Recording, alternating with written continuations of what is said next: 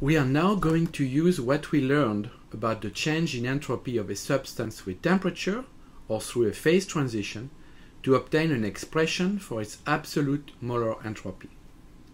Let us calculate the change in the entropy of 1 mole of a pure substance in the solid phase as it is heated from 0 Kelvin to temperature T. We start with the definition of the entropy change, dsm, as the ratio of the heat, dq, exchanged reversibly with the surroundings, divided by dt. dsm is equal to dhm divided by T, since heating takes place isobarically. Next, we replace dhm by the molar heat capacity for the solid phase, cpm, times dt, and divide by the temperature. We obtain delta S per mole as a result of heating between Ti and Tf by integrating dsm. Delta S per mole is equal to the integral of the quantity cpm divided by T times dt between the initial temperature T sub I and the final temperature T sub F. We then apply this calculation to the change in entropy between 0 Kelvin and temperature T.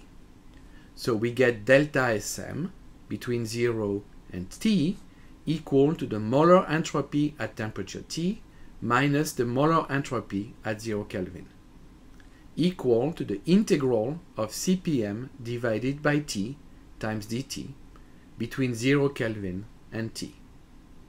We rearrange the last equation as the molar entropy at temperature T is equal to the molar entropy at 0 Kelvin plus the integral of Cpm over T times dt between 0 Kelvin and T. A straightforward graphical representation of the molar entropy as a function of temperature can be obtained by plotting the quantity Cpm divided by T as a function of temperature. The integral of Cpm over T times dt is the area below the curve Cpm divided by T and above the temperature axis for the temperature interval between 0 Kelvin and T. When the upper temperature T increases, the area under the curve increases and the calculated entropy increases. So the absolute value of the molar entropy of the solid phase at temperature T can be obtained through measurements of the solid phase molar heat capacity from 0 Kelvin to temperature T, as long as one knows the molar entropy of the solid phase at 0 Kelvin. The latter will be addressed in a few slides when we discuss the third law of thermodynamics. We first need to address the practical issue of measuring the molar heat capacity of substances at very low temperatures near 0 Kelvin. Experimentally, this is a very difficult task, especially since it is impossible to reach the absolute zero of the Kelvin temperature scale. Thanks to the theoretical work of Peter Debye, whose photograph is shown here, we know that at low temperatures, the molar heat capacity of solids is very well represented by the equation Cpm equals A times T cube, equation known as the Debye law, where the constant A is a characteristic of the substance considered.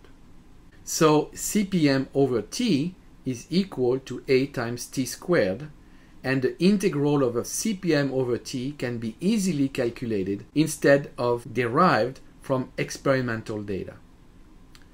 On the next slide, we will extend such calculations to the derivation of a molar entropy for any substance in any phase at any temperature.